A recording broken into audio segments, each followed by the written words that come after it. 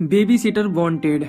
कहानी की शुरुआत में हम एक केबिन को देखते हैं जहां एक लड़की को किसी आदमी ने एक जगह पर बांध कर रखा है। उस आदमी ने उस लड़की की बॉडी पर काफी सारे मार्क भी लगा रखे थे क्योंकि वो उसकी बॉडी को उसी तरह काटने वाला था।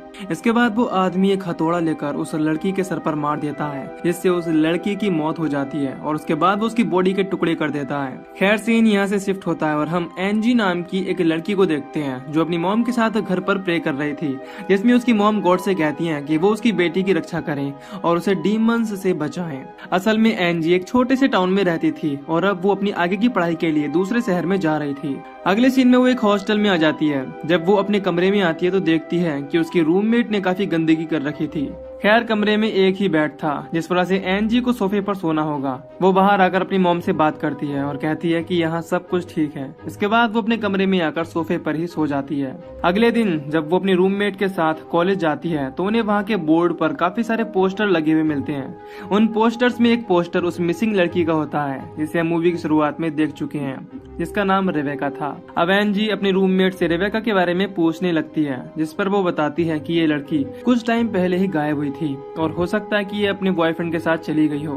तभी एनजी को वहाँ एक वैकेंसी दिखती है जिसमें बेबी सिटर की जरूरत होती है और वो उस पोस्टर से कॉन्टैक्ट नंबर ले लेती है ताकि वो पार्ट टाइम जॉब करके अपनी स्टडी और अच्छे से कर पाए। इसी बीच हम देखते हैं कि एनजी पर एक आदमी नजर रख रहा है लेकिन एनजी को इस बारे में नहीं पता होता। इसके बाद वो क्लास में पढ़ने आ जाती है। उसके पीछे पीछे वो आदमी भी यहाँ आ जाता है और उसे देखने लगता है। एनजी पीछे मुड़कर देखती है कि एक आदमी उस पर नजर रख रहा है, जिस वजह से वो घबरा जाती है। लेकिन कुछ टाइम बाद वो आदमी यहाँ से चला जाता है। इसी बीच हम क्लास में देखते हैं कि टीचर उन्हें एक पिक्चर के बारे में बताने लगता है कि कैसे डेविल के बनाए हुए डीमंस गरीब लोगों पर अटैक करने के बाद उन्हें अपने बस में करके उनसे अपना काम करवाते थे। वो आगे बताता है कि डीमन को एक चर्च के फादर की मदद से ही मारा जा सकता है। खैर अगले सीन में एनजी उस नंबर पर कॉल करती है और बेबी सिटिंग की जॉब के बारे में पूछने लगती है, जिस पर वो लोग उसे अपने घर बुला लेते हैं। रास्ते में वो देखती है कि उसकी कार का कोई पीछा कर रहा है लेकिन बाद में उसे वहाँ कोई नहीं दिखता। कुछ देर में वो उस घर पर पहुंच जाती है जहां उसे एक कपल मिलता है जिनका नाम जिम और वायलेट था।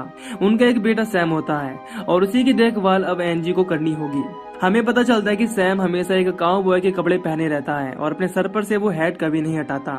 इसके बाद वो एनजी को अंदर ले आते हैं जहां वो उसे बताते हैं कि वो फ्राइडे वाली रात को कहीं जाने वाले हैं, जिस वजह से रात में उसे सैम के साथ रुकना होगा। एनजी देखती है कि सैम उसे काफी टाइम से घूरे जा रहा है लेकिन वो इस बात को इग्नोर कर देती है। खैर एनजी अपनी जॉब पक्की कर लेती है और हॉस्टल की तरफ आने लगती है। तभी रास्ते में उसे रिक नाम का एक लड़का मिलता है जो कि उसके पास वाली बिल्डिंग में रहता है। वो उससे बात करने की कोशिश करता है लेकिन एनजी वहाँ नहीं रुकती और अपने कमरे में आ जाती है जहाँ उसकी रूममेट अपने बॉयफ्रेंड के साथ ड्रिंक कर रही थी। ये देखकर वो उससे कुछ नहीं कहती और बाहर आ जाती है। वहाँ फिर से उसे वो आदमी दिखता है जो कि उस पर नजर रख रहा था। इसके बाद एनजी उससे बचकर एक चर्च में आ जाती है और प्रे करने लगती है। अब जब वो यहाँ से जा रही होती है तो उसे रास्ते में रिक मिलता है और उससे बात करने लगता है। वो बताता है कि मैं काफी सालों तक एक कैथोलिक स्कूल में पढ़ा हुआ हूँ, जिस वजह से वो हर संडे चर्च में आता है। इसके बाद दोनों एक शॉप में आकर कुछ टाइम स्पेंड करते हैं। अगली सुबह एनजी को अपने दरवाजे के बाहर रेबेका का मिसिंग पोस्टर लगा हुआ मिलता है। ये देखकर वो जल्दी से पुलिस स्टेशन आ जाती है और उन्हें इस बारे में बताती है। पुलिस को समझ नहीं आता कि कोई कैसे एक मिसिंग लड़की का पोस्टर किसी के दरवाजे पर लगा सकता है। खैर ऑफिसर उसे अपना नंबर देता है और कोई परेशानी होने पर फोन करने को कहता है। अब रात में एनजी को जिम के यहाँ जाना होता है लेकिन उसकी गाड़ी बीच में ही खराब हो जाती है और वो स्टार्ट नहीं होती। तभी यहाँ रिक आ जाता है। इसके बाद एनजी उससे लिफ्ट मांगने लगती है, जिस पर रिक उसे लेकर जिम के घर ड्रॉप कर देता है। जिम रिक को देखकर एनजी से उसके बारे में पूछने लगता है, जिस पर वो बताती है कि वो केवल उसका एक अच्छा फ्रेंड है। आज फ्राइडे नाइट होती है जिस वजह से जिम और वायलेट को बाहर जाना था। वो उसे सब बात समझा देती हैं कि जब सैम अपनी नींद से जागे और खाना मांगे तो उसे केवल उसकी डाइट का ही खाना देना, न कि कुछ और। इसके बाद दोनों घर से निकल जाते हैं। अब एनजी अपना टाइम स्पेंड करने के लिए बुक्स पढ़ने लगती है। तभी अचानक ऊपर के कमरों की लाइट चली जाती है। वो इसे इग्नोर करके अपने लिए कॉफी बनाने चली जाती है। इसके बाद वो रिक को कॉल करती है और कहती है कि वो सुबह में उसे लेने ना आए क्योंकि जिम खुद उसे हॉस्टल तक ड्रॉप कर देगा। अब रिक उसे बता देता है कि उसने उसकी कार को ठीक कर दिया है। अब एनजी जैसे ही कॉल काटकर फोन को रखती है तभी तुरंत किसी की कॉल आ जाती है। एनजी फोन उठाती है लेकिन उसे उधर से किसी की आवाज नहीं आती। इसके बाद वो फोन रख देती है लेकिन तभी फिर से उसे कॉल आता है और इस बार भी कोई नहीं बोलता। दूसरी तरफ हम देखते हैं कि उसे वही आदमी फोन कर रहा है जो कि उस पर नजर रखता है। ये देखकर एंजी थोड़ा घबराने लगती है और रिक को फोन करके पूछती है कि क्या वो कॉल कर रहा था, जिस पर वो साफ मना कर देता है कि उसने कॉल्स नहीं की। इसी बीच हम देखते हैं कि वो आदमी उसके पीछा करते हुए घर के बाहर आ गया है। एंजी को लगने लगता है कि शायद कोई घर में घुस आया है, लेकिन उसे वहाँ सैम दिखता है। वो एंजी से कहता है कि वो भूखा है। इसके बाद वो उसे उसका खाना देने लगती है। वो देखती है कि जो खाना वो खाता है वो मीट था। खैर वो उसे वो मीट गर्म करके सर्व कर देती है। तभी वो देखती है कि सैम मीट को कांटे से नहीं बल्कि अपने हाथों से खा रहा है। इसके बाद हम देखते हैं कि घर के बाहर वाले आदमी ने बाहर से सभी दरवाजे बंद कर दिए हैं। ये देखकर वो डर जाती है और सैम को किचन में रहने को कहकर खुद पुलिस को कॉल करने चली जाती है। वो फोन करती है और पुलिस को बताती है कि कोई घर के बाहर है। ये सुनकर ऑफिसर उससे कहता है कि वो जल्दी से उसके पास आ रहे हैं और तब तक वो शांत रहे। वो किचन में आकर देखती है कि सैम अपनी जगह से गायब है। इसके बाद वो उसे ढूंढने लगती है। वो घर में हर जगह उसे चेक करती है, लेकिन वो उसे नहीं मिलता। ये देखकर वो काफी परेशान होकर कहती है कि सैम छिपना बंद करो और अपने कमरे में जाकर सो जाओ, लेकिन तब भी सैम उसके सामने नहीं आता। इन सब से परेशान होकर एंजी रिक को कॉल करती है और तुरंत अपने पास आने को कहती है। वो दोनों बात कर ही रहे होते हैं कि तभी रिक के पीछे एक गाड़ी वाला उसे परेशान करने लगता है। इधर एंजी देखती है कि वो आदमी घर के अंदर घुस आया है, जिस वजह से वो उससे छिप जाती है। वो आदमी ऊपर जाकर चेक करने लगता है और एंजी जल्दी से उस आदमी को मारने के लिए वेपन ढूंढने लगती है। इसी बीच हम उस आदमी का चेहरा देखते हैं, इस पर काफी कट लगे हुए थे और उसके हाथ में एक एंटिक चाकू भी है। तभी एंजी को सैम दिखाई देता है, जिसे वो भागने को कहती है। उसकी आवाज सुनकर वो आदमी नीचे आ जाता है और एंजी को पकड़ने लगता है। फिर वो किसी तरह एक गुलदस्ता उठाकर उसके सर पर मारकर उसे बेहोश कर देती है। इसके बाद वो सैम के पास आती है और यहाँ से चलने को कहती है। अब जब वो जीप के पास आती है तो उसे याद आता है कि वो चाबी घर में ही भूल आई है।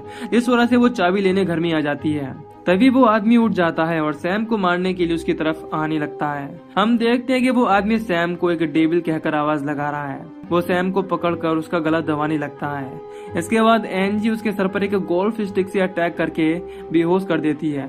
इसी बीच वो देखती है कि उस आदमी का पहनावा एक चर्च के फादर जैसा है, जिससे वो काफी शॉक होती है कि कैसे कोई फादर एक बच्चे को मारना चाहेगा। खैर जब वो सैम की तरफ देखती है तो उसे उसके सर पर 2 सींग दिखाई देते हैं। वो सींग को टच करके देखती है तो उसे पता चलता है कि ये असली है और सैम एक डेविल है।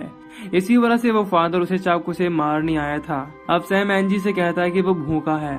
ये देखकर एंजी बुरी तरह डर जाती है और यहाँ से भागने लगती है। तभी यहाँ जिम और वायलेट पहुँच जाते हैं। जिम फादर को देखकर कहता है कि उसे तो उसने रोमानिया में ही मार दिया था, तो फिर ये जिंदा कैसे हो गया। इसी बीच फादर उठने की कोशिश करता है, लेकिन जिम चाकू लेकर उसका गला ही काट देता है ताकि वो फिर से जिंदा ना हो पाए। इसके बाद वो एंजी के पास आता है और कहता है कि अब वो यहाँ से नहीं जा सकती। वो उसे एक पंच मारकर बेहोश कर देता है और उसे केबिन में जाकर बांध देता है। अब जिम वायलेट से कहता है कि अब हमें इस जगह को भी छोड़कर जाना होगा, क्योंकि अब धीरे धीरे सबको सैम के बारे में पता लग रहा है, इसीलिए हमें आज रात ही निकलना होगा। वायलेट उससे कहती है कि वो सैम के लिए खाना पैक कर ले, जिस पर वो कहता है कि इस बात की चिंता ना करो, क्योंकि वो शहर से एक लड़की को किडनैप करके लाए हैं। इसके बाद वो गाड़ी में से उस लड़की को निकाल लेता है और केबिन में ले जाकर उसे टेबल पर लेटा देता है। एंजी भी यहाँ होती है और ये देखकर वो रोने लगती है। अब जिम उसे सब सच बताता है कि सैम एक डेविल का बेटा है और वो फीमेल्स का ही मीट खाना पसंद करता है। वो आगे बताता है कि आज पहली बार वो केबिन में एक लड़की को काटते हुए किसी से बात कर रहा है, क्योंकि आज से पहले उसने अकेले ही केबिन में आकर लड़कियों को काटा है। वो उसे रिवेका के बारे में भी बता देता है कि उसी ने उसे किडनैप करके सैम को खिला दिया। इसके बाद जिम उस लेटी हुई लड़की के कपड़े उतारकर उस पर मार्क बना देता है। अब कुछ टाइम बाद वो उसके सर पर एक हथौड़े से अटैक करने लगता है। ये देखकर एंजी चिल्लाती है, जिस पर जिम उसके पास जाता है और उसे ये सब देखने को कहता है, क्योंकि अगला नंबर उसी का था। इसके बाद वो उस लड़की के पास आकर हथौड़े से अटैक कर देता है, जिससे वो लड़की तुरंत ही मर जाती है और उसने रिवेका को भी इसी तरह मारा था।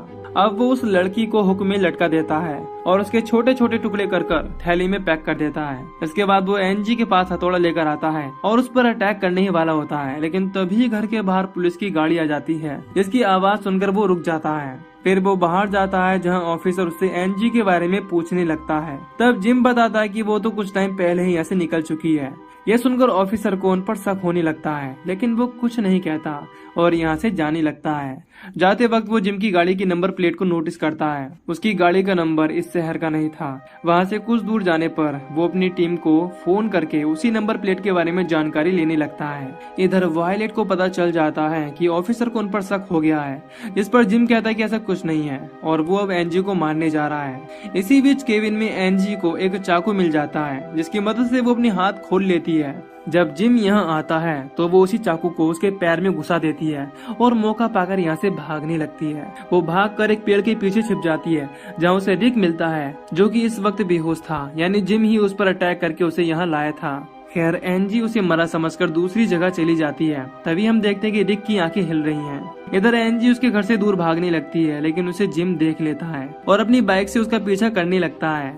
वो उस पर अटैक करके उसे फिर से बेहोश कर देता है। इसके बाद वो उसे उठाकर केबिन में ले आता है और उसके पैर में हुक लगाने लगता है, जिससे वो उसे उल्टा लटकाकर मार सके। लेकिन तभी यहाँ वो ऑफिसर आ जाता है और उस पर गन पॉइंट करके जिम से सरेंडर करने को कहता है। वो उसके हाथों को बांध ही रहा होता है, तभी अचानक से वायलेट आकर कुल्हाड़ी से उस पर अटैक कर देती है, जिससे वो जख्मी हो जाता है। इसी बीच एनजी ऑफिसर की गन उठा लेती है और वायलेट को शूट करके मार डालती है। इसके बाद वो जिम को भी शूट करके मार डालती है। अब ऑफिसर उसे लेकर कार में आ जाता है और यहाँ से चलने को कहता है, लेकिन एनजी जाने से मना करती है, क्योंकि वो डेविल यानी कि सैम अभी जिंदा था। तभी यहाँ सैम आ जाता है और चाकू की मदद से ऑफिसर को मार डालता है। फिर वो एनजी की तरफ बढ़ता है और कहता है कि उसे भूख लग रही है।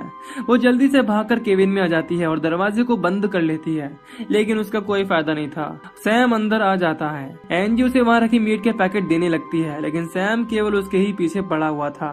इसी बीच एनजी देखती है कि वो हुक सैम के पैर में फंस गया है, इसीलिए वो जल्दी से उस रस्सी को खींचकर उसे उल्टा लटका देती है और बाद में उस पर एक रॉड से अटैक करके मार डालती है। अब सुबह भी हो चुकी थी। एनजी कार को लेकर यहाँ से जाने लगती है, लेकिन कार उससे ड्राइव नहीं होती।